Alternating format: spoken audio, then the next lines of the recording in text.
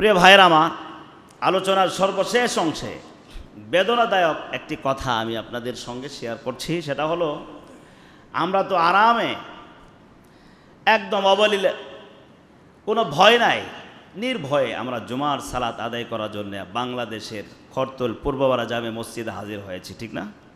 কোনো ভয় আছে? কোনো পেরেশানি আছে? কোনো চিন্তা আছে? খাবার দাবারের কোনো অভাব নেই। ইফতারিতে রকমারি আয়োজন, খাইতে খাইতে একদম গলা পর্যন্ত হওয়ার পরেও যদি আরেকটু জায়গা থাকতো তাহলে ওই জায়গাটুকু আমরা ভরে ফেলতাম। আর এমন খাওয়াই তো হয় যে পরে আর সাহারি খাওয়ার মতো আর ইচ্ছা থাকে না। আর আয়োজন কি? আয়োজনের তো কোনো হিসাব নেই, বিনা হিসাব। অথচ আমরা তো জুলুম নির্যাতনের শিকার নই, কেউ জুলুম নির্যাতনের শিকার। কিন্তু বিশ্বের বিভিন্ন প্রান্ত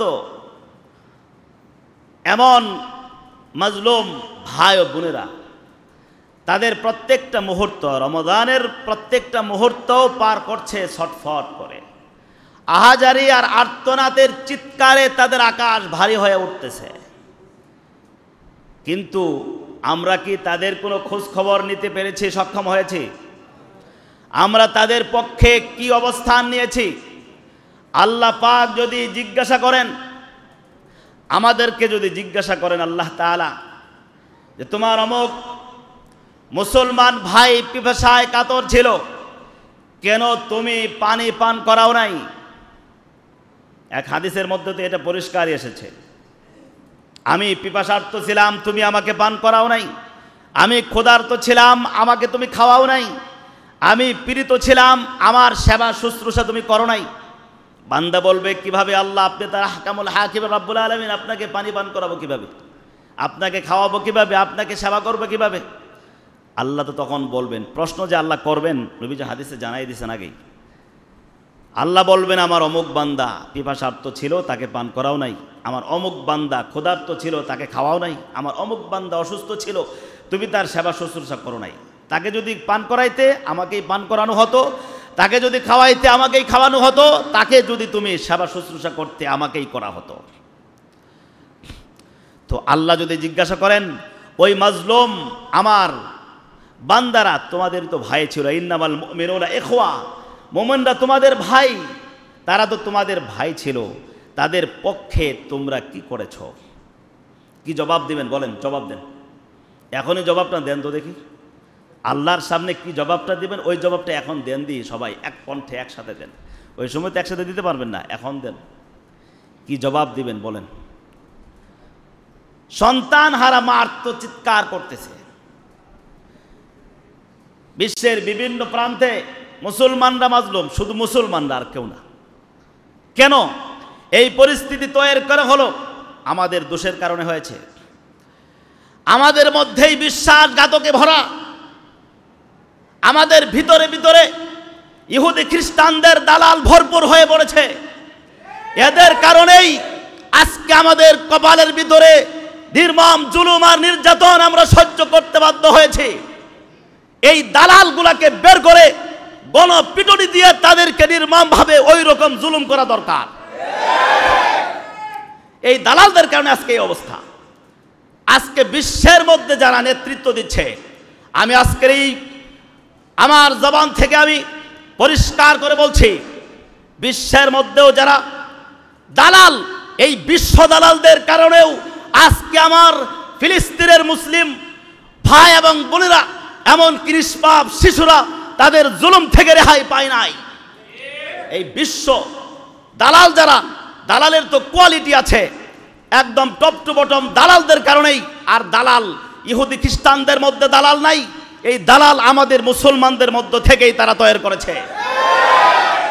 আর এই দালালদের কারণে আজকে আমাদের কপালে দাও দাও করে আগুন জ্বলছে। প্রিয় ভাইরা আমার, এই রমজানুল মুবারকে সংবাদের দিকে তাকাইলে আর কোনো সংবাদ দেখা যায় না। সব জায়গায় দেখি শুধু মুসলমানদেরকে নির্মমভাবে আঘাত করা হচ্ছে, হত্যা করা হচ্ছে, ধর্ষণ করা হচ্ছে, তাদের প্রাণগুলোকে তিলে তিলে কেড়ে নেওয়া হচ্ছে এবং তাদেরকে মৃত্যুর দিকে ঠেলে দেওয়া হচ্ছে। কেন কেন আজকে মুসলিমরা এই জুলুমের শিকার হলো? বিশ্বের মুসলমানরা জবাব দাও। আজকে যারা নেতৃত্ব দিচ্ছ তোমরা জবাব দাও, কেন আমার মুসলিম ভাইরা এই জুলুমের শিকার হলো?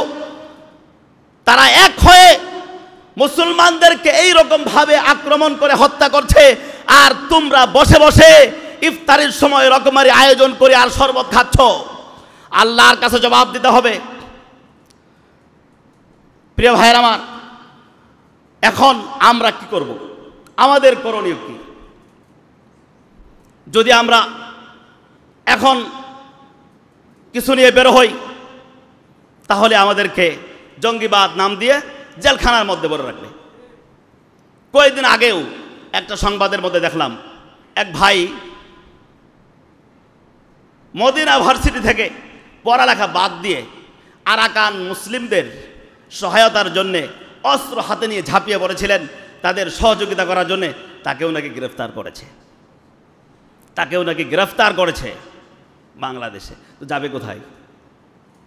মুসলিমদের পক্ষেই যারাই অবস্থান নিবে তারাই হয়ে যাবে জঙ্গি, আর কাফেরদের পক্ষে যারাই তেল মারবে তারাই হয়ে যাবে স্বাধীনতাকামী এবং শান্তিকামী মানুষ। এখন আমাদের শুধু ঘরের মধ্যে আরামে বিছানার মধ্যে শুয়ে থাকবো আর একটু আফসোস করব, শেষ। এতটুকুই দায়িত্ব আমাদের। প্রিয় ভাইয়েরা, এখনো সময় আছে সজাগ হয়ে এই সকল কাফের মুশরিক যারাই মুসলমানদের বিরুদ্ধে মুসলমানদেরকে নির্যাতন করার জন্য এগিয়ে আসবে, তাদের বিরুদ্ধে আমরাও ঝাঁপিয়ে পড়ার জন্যে আন্দোলন শুরু করব এবং চেষ্টা করব ইনশাআল্লাহ। চিন্তা এবং ফিকির শুরু করেন এবং মেহনত শুরু করেন, এবং এখন থেকে যার অবস্থান থেকে চেষ্টা শুরু করা দরকার। আল্লাহ সবাইকে তৌফিক দান করুন। আজকের করণীয় কাজ হলো আল্লাহ পাকের কাছে দোয়া করতে থাকি, চেষ্টাও করতে থাকি, আর তাদের জন্য সহযোগিতা করতে থাকি। আমাদের কিছু ভাই সহযোগিতার জন্যে আমাদেরকে জানিয়েছেন, তো তারা অর্থ সংগ্রহ করছেন তাদেরকে সহযোগিতা করার জন্যে। নামাজের পরে ওই জায়গায় গেটের মধ্যে বাক্স দেওয়া আছে।